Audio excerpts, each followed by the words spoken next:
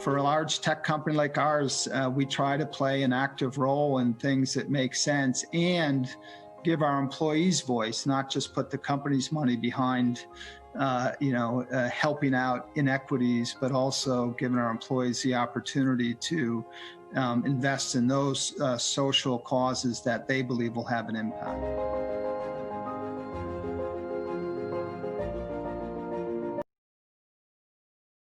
Good morning. I'm Frances Steed Sellers, a senior writer at the Washington Post.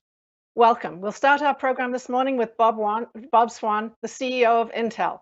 Greetings, Mr. Swan, and thank you for joining us. Good morning, I'd like to start. Good morning. I'd like to start by asking you about a new innovation you have launched today, I think.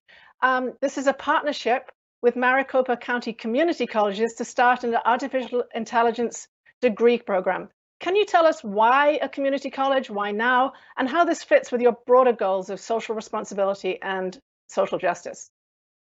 Sure, I'd love to. First, I'll start with the latter aspect of what we're trying to accomplish, our corporate social responsibilities. We've set out some very bold goals in terms of what we plan to accomplish over the course of the next 10 years. And included in that framework is both how do we increase the responsibility we play in preparing the workforce for the skills of the future, number one. And number two, another related goal is the importance of diversity and inclusion in the makeup of our workforce going forward. So what we announced today with Maricopa Community College is really addressing both of those. And one, how do you take skills of artificial intelligence, create a program that will allow us over time to engage with 30 governments around the world, 30,000 institutions, and train 30 million people on artificial intelligence.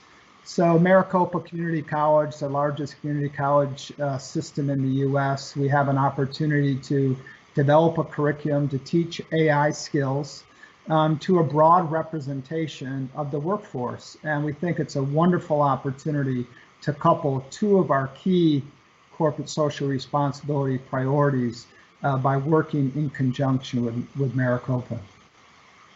So you've also set out some very clear 2030 goals, including sustainability, renewable energy, conserving water, and those sorts of things.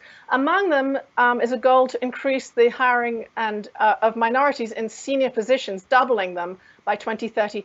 Why does it take so long to raise those numbers? 2030 is a full decade out.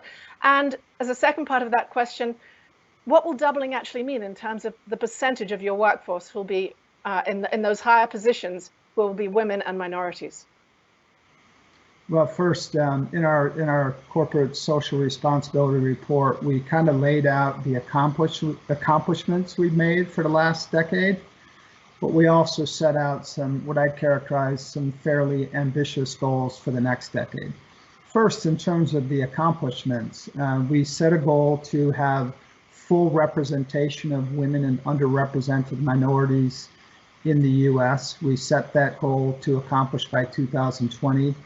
We accomplished it 2 years early in 2018. Secondly, we set a goal to spend $1 billion with our supply chain on diverse-owned enterprises, and we met that goal. So in so many ways, we're proud of what we've accomplished, but in no way are we satisfied. So today, with women and underrepresented minorities, we have roughly 18% in senior positions. And our goal for the next decade is to in fact double that, which we think is an aggressive but doable target. And then our intentions are going forward is every year we will communicate on an annual basis how well we're doing against those goals. So in so many ways, we're proud of what we've accomplished, but in no way are we satisfied. In addition to that, when we talk about diversity and inclusion, it's not just the makeup of the numbers of the workforce. And again, we need to go from 18% to doubling of roughly 36%. It's not just the makeup of the numbers, but it's the environment that we create, an environment of inclusion that allows those numbers to come and bring their full self to work and contribute to their fullest. So we're working, one of the other goals we set is working with other companies to develop an inclusion index. We know how to measure the makeup of the diversity of the workforce, but we're going to work together to make to develop a inclusion metric. So how do we set a metric that helps us, Intel, broad-based corporate America, to create an environment where we can measure inclusion, set bold goals, and then marshal ourselves in the industry towards those goals. You wrote a memo to staff in May and also made a financial pledge to overcome racism. And in the memo, you spoke very movingly about being sidelined was no longer appropriate, that you had to take active steps. Are there moments in your career that you look back on and think about missed opportunities that you're trying to right now? Are there specific incidents that you can look back on that have built this philosophy for you now, that you now have an opportunity to move on? Yeah, I mean, first, the responsibility in the note that I sent was basically, we're a large company with a large platform with 110,000 employees. And with that platform, we also realize comes a responsibility. And our responsibility simply was call an end to racism and inequalities and social injustices in the environments in which we operate around the world. And in some ways, the extremely unfortunate acts that we see around us, unfortunately more often, we concluded, and I personally concluded, that it's no longer an option to stand on the sidelines and opine about what's going on and look to others, but companies like Intel and CEOs, we know that we have to use these platforms to push forward a social agenda that we think is fair and equitable for all. So it's a very important aspect for our company. It's a very important aspect for me. In terms of the first part of your question, along the way, I'm in some ways embarrassed and shocked about the events that have been going on in the U.S. in terms of their disproportionate impact on African Americans. I'm embarrassed to say that I thought as a country we had made much more progress than we had. So in some sense, I haven't taken the opportunity in the past because I was a little bit oblivious to what was really going on. And I think this unfortunate event has given us the opportunity not just to talk about what we're going to do as a company outside of our four walls, but the engagement and the dialogue that we're having with our employees inside of our four walls in terms of understanding better about the environments that some of our associates have been brought up through, and then how do we create an environment inside our companies so that the inequities of the past are not part of the future. I would like to read a question that's come in from Pat Casano in Virginia. And he says, Mr. Swan, in your view, does corporate social responsibility, I think we may have frozen, extend, no, have you got me? In your view, does corporate social responsibility extend to income inequality? If so, what are corporate officers such as yourself, who make 100 or more times the compensation paid to the median employee, doing to make CEO officer pay fairer with respect to median employee compensation? I mean, it's a wonderful question, Pat. Thanks. I mean, first, I would say the first part of the question is yes. And that's why it was very important for us a few years back to establish global pay equity as a commitment for the company, and a commitment that we have in fact met, that the inequalities associated with types of jobs are eliminated over time. So that was a very important aspect for our company. We've met that, and we have processes in place to ensure that same like jobs are paid the same compensation. Secondly, in terms of inequities, what we want to be sure in this digital divide and economic inequality is to use our platform again to train people for the skills that we are important for the future. And the classic example for us is the one we announced today with Maricopa Community College, a very large and diverse representation of that workforce to give them tools on future skills so that they will have opportunities to compete for higher paying jobs in the future. So let me talk to you now a little about your work with China. Obviously a big buyer of chips. $72 billion, I believe, of your revenue last year came from trade with China. Two aspects have changed that, COVID and also the trade wars. How has that impacted your company? Well, first, last year we had $72 billion of revenue as a company, and then a significant portion of that, 25%, is from China. So the sale of chips ourselves or through our partners to the big global economy or the big economy in China. It's a very important part of our business, not just as a market, but in terms of production capabilities and real good technology. A lot of employees that we have in China. It's an important market for us.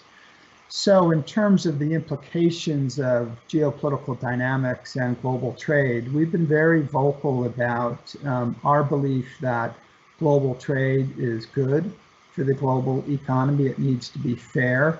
And tariffs are not an effective mechanism to enable global trade. So first and foremost for us is using our platform to establish what we think is important for global trade.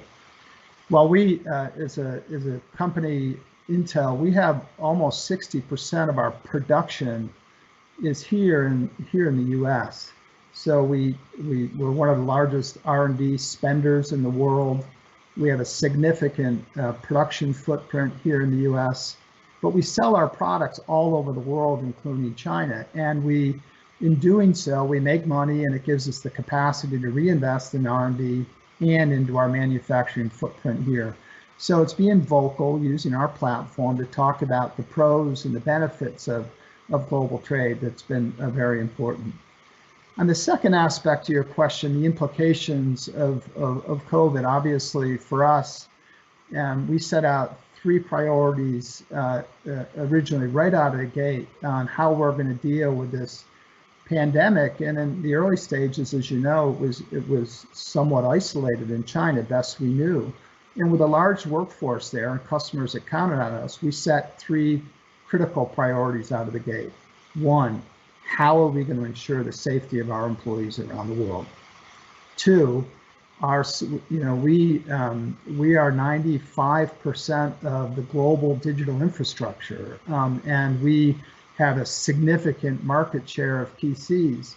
Those essential services were more important than ever for our customers. So our second priority is how do we ensure that our customers get the products that they need at this particular time.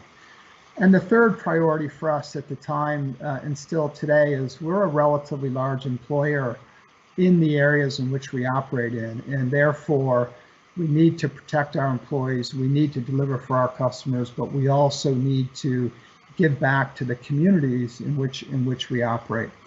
So when COVID happened in China, it started there, but it quickly spread around the world, and for us, the responsibility we have on those 3 fronts are front and center in terms of the decisions we're making now. Bob, many thanks for those interesting comments about how you're coping in the face of these many changes around the world. We'll be having a short break now, and then I'll be back with CEO from Bombas, David Heath, and the president of the U.S. Chambers of Commerce, Suzanne Clark. Thank you. Thank you.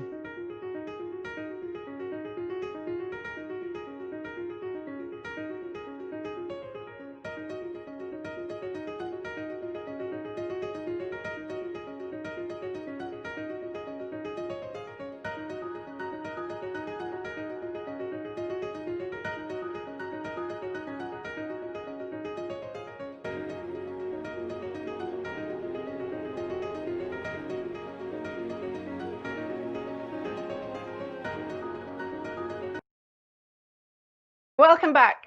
I'm pleased to introduce Bombas CEO David Heath and the president of the US Chambers of Commerce, Suzanne Clark, to talk about innovations and changes in the way that companies can manage their commitments to social responsibility. So first, let's start with you, David, if I may.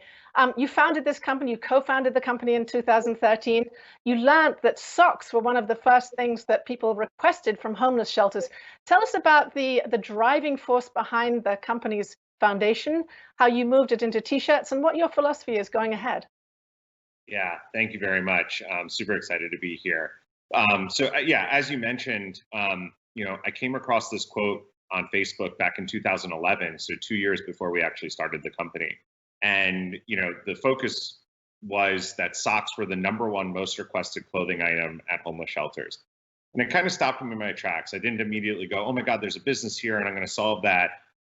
As a resident of New York City, I started carrying socks around with me in my bag and handing them out on the streets and experiencing this, phenomenon firsthand. Because I had a business background, I went to school for entrepreneurship, it naturally started to kick in that the only way to kind of solve this from a scale perspective was to utilize business similar to the way that Tom's was donating shoes and Warby Parker was donating eyewear. We thought maybe we could solve this problem by donating a pair of socks for every pair of socks that we sold. As the company grew and started to take off, we've donated over 35 million pairs of socks to date. We thought, how can we continue to expand this mission beyond just socks and really start to build the first ever brand for the homeless community? So we designed specific donation socks for the homeless community to meet the needs of those that are living on the streets. They have antimicrobial treatment, reinforced seams, darker colors. And now we're starting to tackle the #2 and #3 most requested clothing items. So t-shirts are #3, underwear is #2, which we're launching in Q1 of next year. And as we continue to grow the company, we're always going to keep the mission in mind as to how can we best serve not only our core customers who are paying, but also the customers who are receiving their donation products. So every pair of socks I buy, a person in a homeless shelter gets a pair of socks or a t-shirt. That's going to be the model going ahead. That's correct. And for whatever product that we're selling, so t-shirts, we donate t-shirts, underwear, we'll donate underwear, and hopefully we'll get to a size and scale where we can have a really meaningful impact on, providing brand new, size specific, design specific, it goes beyond just the product, right? It's providing dignity as well, right? Because the people in the homeless community that I interact with on a regular basis are now recognizing when I hand them a pair of socks, they go, oh, wow, Bombas, I love these socks. They last longer. They're super comfortable. So it's not just giving them, any product. It's giving them a specific product so that they also feel valued.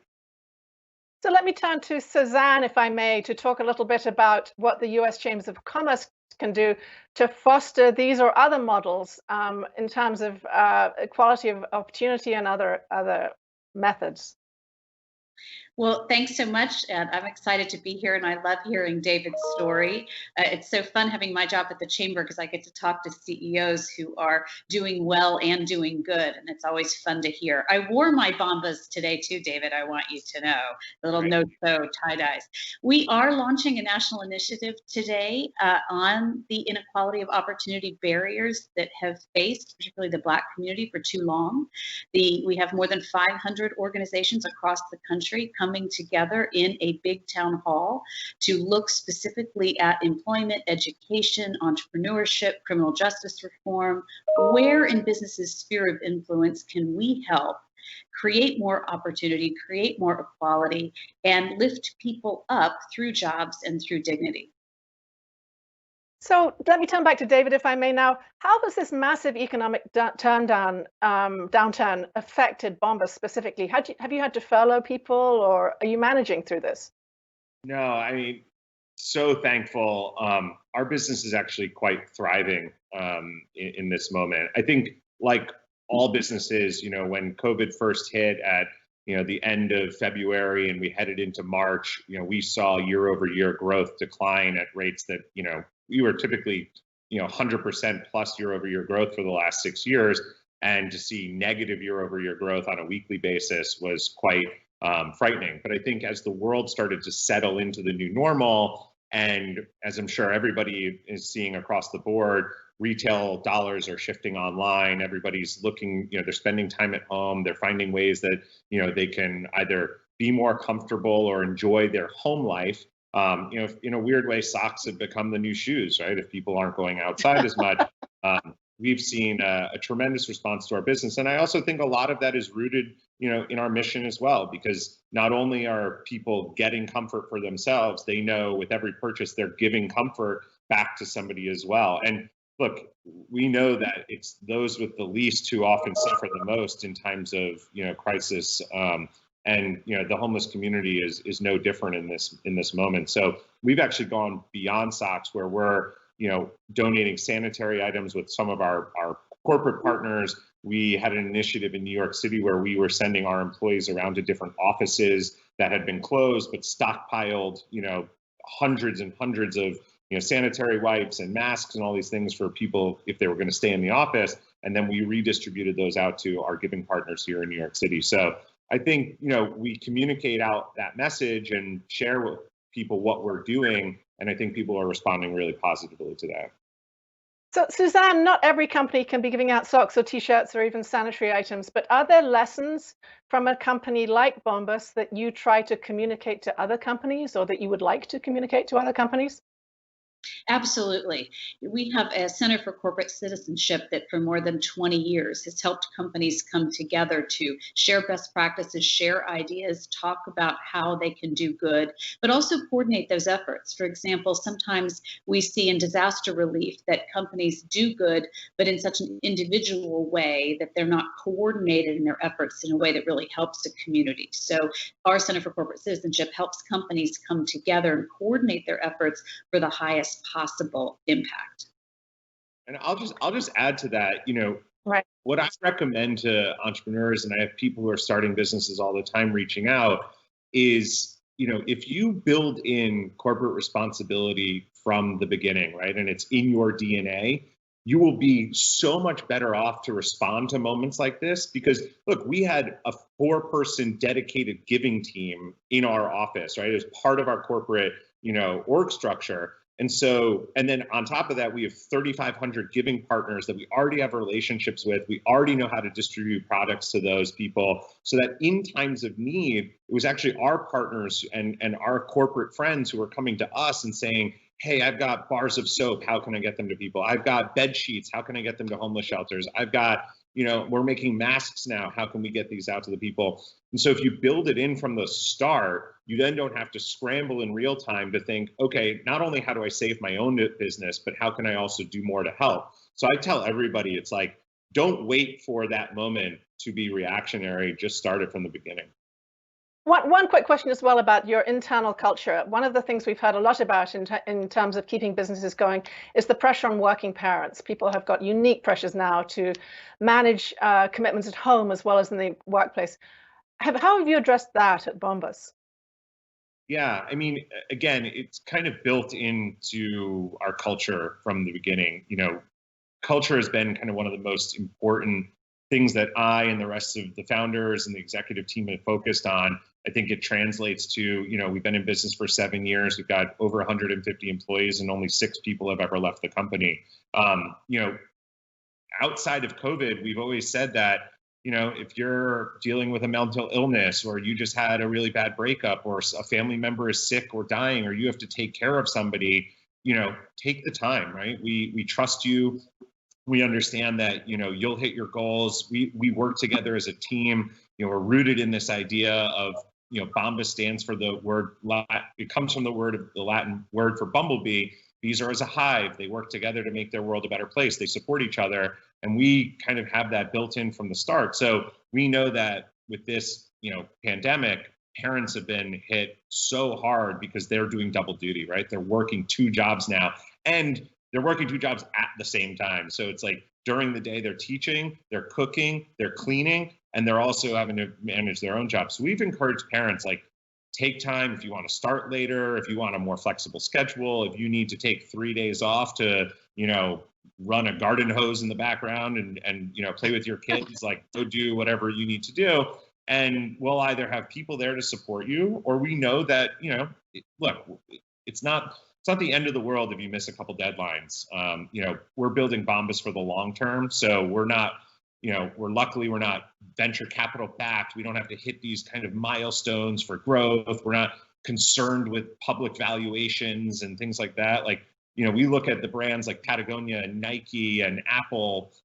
Good brands are built over decades. They're not built over years. And so, we inherit that longevity.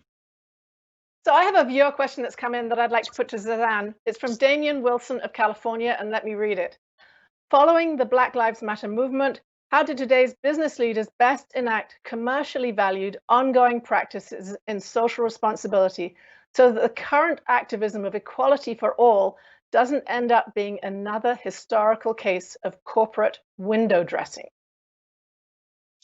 I love that question because it was the driving force behind today's national summit, which is, what does action look like? How do you take the passion of this moment and really turn it into action? How do you define what the barriers to opportunity are and then enact private sector solutions and government involvement that makes meaningful, impactful change? And so I think the answer to your question is, it takes understanding what those barriers are. Stuff we've worked on for a long time: high quality childcare, K through 12 education, workforce development, criminal justice reform, et cetera.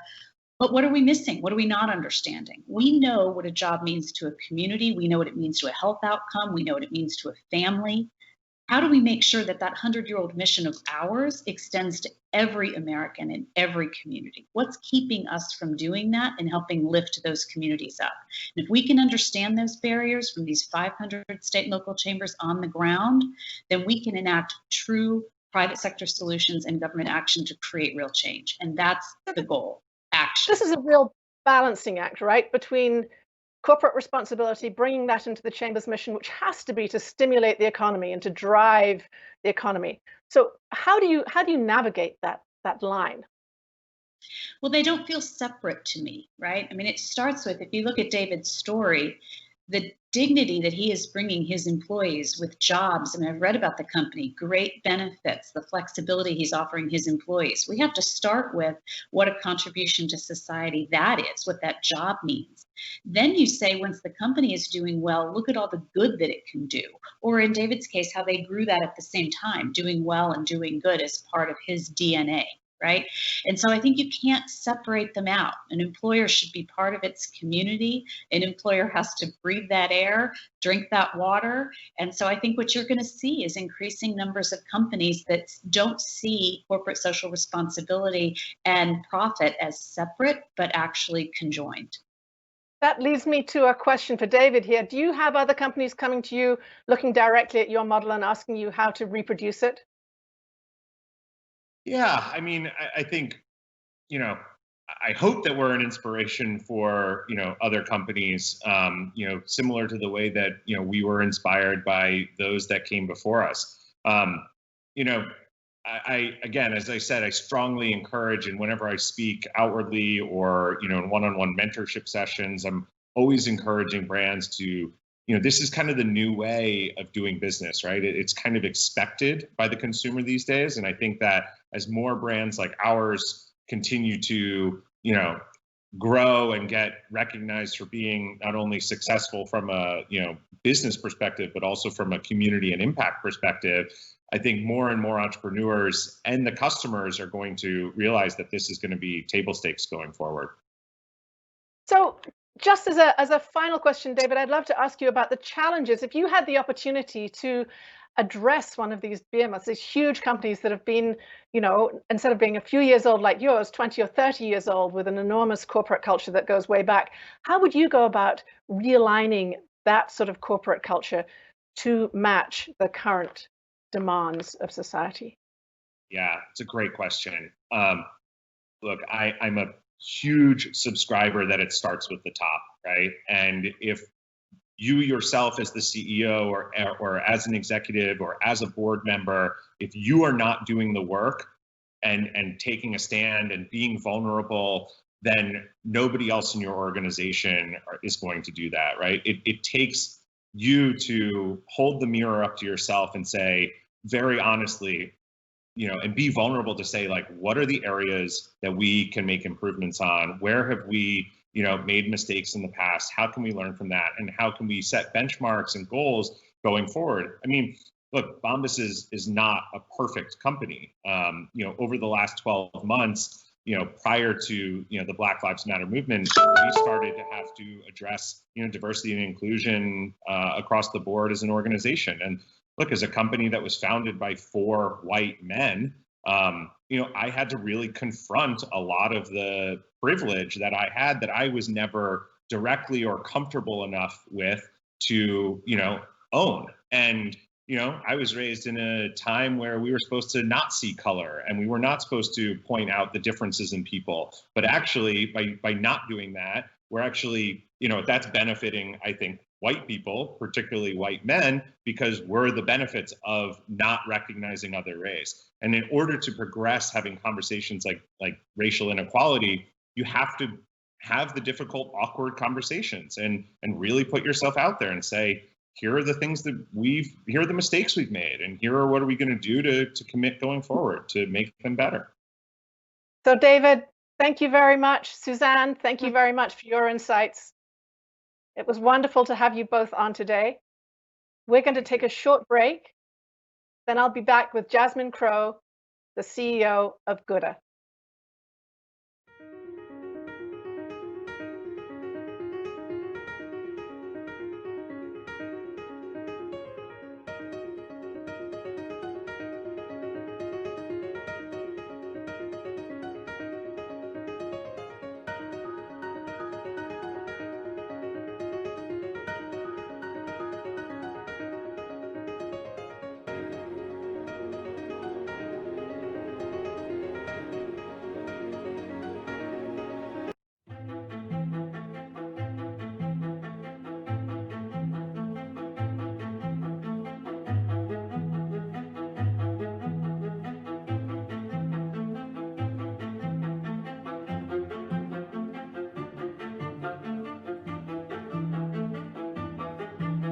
This has the makings of being one of those moments in our culture when we look back and we say, this marked the time when America moved in a direction.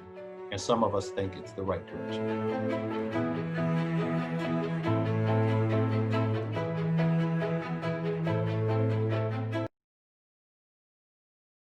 Welcome back. I'm delighted now for our final segment to introduce Jasmine Crowe, the CEO of Goodr, which is a sustainable food company. Jasmine, welcome to the program. And first, I'd love it if you could explain for us how your business model works. Absolutely. So Goodr is a food waste management company. We leverage technology to combat 2 of the world's greatest problems, and that is hunger and food waste. We allow businesses to simply inventory everything it is that they sell, click on an item at the end of a night, and request a pickup. We then divert that excess food, instead of it going to landfill, right into the hands of people that need it most through our nonprofit network. So Jasmine, is Goodr modeled on another company? How did you come up with this idea? It's only, I guess, 3 years old, right? Yeah, did you see another model out there? I feel like it was modeled really after the food delivery apps. I think I started to see the emergence of the food delivery company, the DoorDashes, Uber Eats, Postmates in 2016. And I thought, wow, it would be so great if we can have an app that would work in a similar fashion, but instead of businesses having to order excess food, that typically goes to waste, they could request a pickup and we could get it to people in need. So I would say we're essentially modeled after the food delivery app, but in reverse. I see. So a lot has changed since 2017, and one of the main things is COVID, of course. How has that affected food waste? Obviously, there are fewer restaurants now throwing out food. Restaurants that do have people now coming in are at 50% capacity or less. So how does that affect your model? Well, I think Goodr's model really had always focused on large-scale enterprise businesses, airports, convention centers. We like to get a lot of food from one location, but even still, it's greatly affected our model because many of those businesses have closed. When COVID really first kicked off in Georgia, which is where our largest market is here in Atlanta, where we are based, we did put out a call for a one-time pickup across all restaurants, all businesses. And really, in the span of about a week, we amassed over 160,000 pounds of food. So we cleared out the Mercedes-Benz Stadium, State Farm, so many businesses, because Atlanta was expecting the Final Four here. So we really rolled out that call and went to a lot of those businesses, got their excess food and got it to nonprofits. And then we made a pivot of really making sure that we stayed true to our mission of feeding more people, and started to do a free Instacart, if you will, where we started delivering groceries to people that were sheltering in place, that whom for them maybe would never be able to afford an Instacart or an Amazon Prime. So one of the things we've seen in the past few weeks is farmers throwing out food directly. Have you been able to tap into that source as well? Absolutely. Goodr sources all of our produce directly from farmers on a daily basis. And it's great. So we've been able to work with them. We have won a grant from a company called Refed, which allows us to actually recover excess food from farmers and businesses at a low cost to them, or a no cost to them. So it's been a great opportunity, but there is still much more work that needs to be done. There's a lot of farmers that are still wasting food in other parts of the country where Goodr is not operating, but we want to be a beacon to them. We have nonprofits really everywhere in every state that are registered with our network. And so if those farmers would reach out to us, we can help them divert this food from landfill or from it being plowed underground to people that need it. Jasmine, you have said that in times of crisis, leaders need to show compassion. They also need to make profits. How do you balance those two things? I think as a Black female CEO, I bring to the table compassion at a level that I don't think most CEOs do. I have, really experienced so many setbacks, so many things that have really shattered my life in many, many ways, that I continue to just stand back up. I think I may have fell down 100 times, but I got up 101. And I think that's the level of compassion that I bring to the table. Once everything really started to kind of unfold with the Black Lives Matter movement, I had an all hands meeting with all of my team members, over 60 of us, and I let them know that I care and that I'm here, and that they could, tell me if they have issues, if they want to take a day off. We brought in a massage therapist. We brought in a grief counselor. And so many of my employees came to me, many of them who had worked for large corporations, teachers. I have coaches, people that are laid off from their current jobs working with us right now in this COVID time. And everyone said, no one's ever done that. No one's ever said that I cared. No one's ever wanted to listen to me and what I'm going through. And they thanked me for that. And I think that that's something that more leaders need to do. They often feel that they care, they want to know the answers to these questions, how their employees are feeling, but they never ask. And that's the first start, is just asking, how are you doing?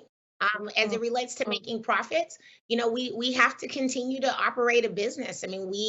I take it very seriously that I have a lot of people that are feeding their families by working with me. And that only works as if we're actually hitting our goals. And so, we balance it. It's a fun balancing act for sure. But I think the culture of Goodr has always been to put people and planet first. We're a B corporation, like Patagonia, like Ben and Jerry's. We care about those that work with us. We pay them fairly. And now it's just turning back onto the corporations, the cities and governments that we're selling to, and asking them to join us in this fight.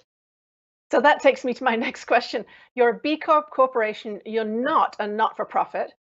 Explain the difference to me. Well, B Corps operate for the benefit of people and planet. So we put people and planet first. Nonprofits typically are derived by donations. So it's typically, funds and grants, foundations, people pitching in a little bit at a time. We're Goodr, we really are a business. We have to go out and we have services that we're selling, products that we're selling, and we have to get people to buy into them. But we operate, and our principles are that we care about people. We're going to pay everyone that works with us a fair minimum wage. Anyone that starts with us, even as a do-gooder, starts at $15 an hour. We offer different perks, different benefits. We are a sustainable company. So if you ever come to Goodr's office, you're going to see about 30 different trash cans, because we believe that there's no such thing as trash, that we're actually just misappropriating resources. And so we keep ourselves zero waste. So again, it's all about the people, it's all about the planet, but it's all about operating for the benefit of the public good. You must have new stresses now that you're working under the constraints of COVID, including safety protocols, PPE, masks, all the other things that people need to wear. How has that affected your operation daily? I think the new stresses that I have are not only COVID. I think I'm also working under the times of being a Black woman and the lives of Black Lives Matter, and I think that that is affecting us daily a lot more than the stresses of COVID. From the very beginning, we've provided all of our team members with gloves. We've provided all of our team members with masks. We continue to provide masks. We have reusable masks. We have KN95 masks. I think the stressors that are affecting me more on a day-to-day basis is just the news. It's just what's happening, and really seeing that racial tensions right now are rising. And it's a scary time to be a person of color leading a company and wondering how people that you're trying to sell to really feel about you. And that's been the biggest stressor for me right now, much further than COVID. For me, this is the time that I really want to shine. I was made, if you will, to feed people and to solve this problem of hunger. And so this is really, for me, a time where I'm going to be put to work, and it's time for me to prove what I've always said, that hunger is not an issue of scarcity. It's a matter of logistics, and that Goodr is here to solve that problem. And so for me, this is a time to go to work. The stressors that I am experiencing have to do more with racial equality in this country. Right. I was at a food bank recently and realizing that the need has gone up enormously. And so what you talk about, the logistics, seems very important. But given the economic pressures right now, have you had to furlough or lay off any employees at Goodr? No, luckily we have not had to lay off anybody. We're actually hiring. So our business has experienced growth, which is exciting. It's unfortunate, that it took a pandemic for people to see our purpose and why we're needed, because the reality is, while the number of people experiencing hunger has certainly risen, people have been hungry pre-COVID, they will be hungry post-COVID. And I think what happened is a veil was lifted off the eyes of many, and we're seeing how big of a problem it is, because so many people that have never experienced hunger before are. But our business has actually experienced some exponential growth, and I'm really grateful for that, because it could have been way different. And do you have ambitions to expand beyond the local Atlanta area to move more nationally or into other states? Yeah, well, Goodr is already in 8 other markets. So we're already operating in cities like Washington, D.C., Miami, Florida, Los Angeles, California, and many others. Our goal originally was to be in 20 markets by the end of 2020, and then COVID hit. And so, we may not reach that goal of 20 markets this year, but we absolutely have goals to expand nationally and internationally. And internationally, tell me about that. So you'd like to see this done. Do other countries have as big a problem with food waste as this country does? I think the U.S. definitely has a larger problem. Other countries are being more forward thinking. You look at France, you look at Italy, where businesses are actually fined up to 10,000 euro a day for not donating excess food to nonprofit organizations and NGOs. Where in the U.S., there's very little policy, there's very little laws in place that actually make throwing away perfectly good food wrong. So I think the work needs to be done here in the US to drive it forward, but the opportunity to expand into other markets that are already adopting these principles is great. And that's what really makes me think about expanding into the UK, all across Europe, parts of Africa. Goodr currently has requests for our services in about 17 countries and 50 states. So it's just really about, getting the customers, getting the funding and the momentum, and keeping it going. Jasmine, that was a very inspiring to listen to. As I said, I was at a food bank recently and saw the growing demands, and I'm aware also of the great amount of waste there is. So thank you very much for joining us today. Thank you to our other guests today, Bob Swan, David Heath, Suzanne Clark, all for joining us and for such an interesting conversation. Washington Post Live will be back later today. My colleague Bob Costa will be talking with House Speaker Nancy Pelosi. So please tune in at 1 p.m. today, and go to WashingtonPostLive.com for further details. Thank you so much.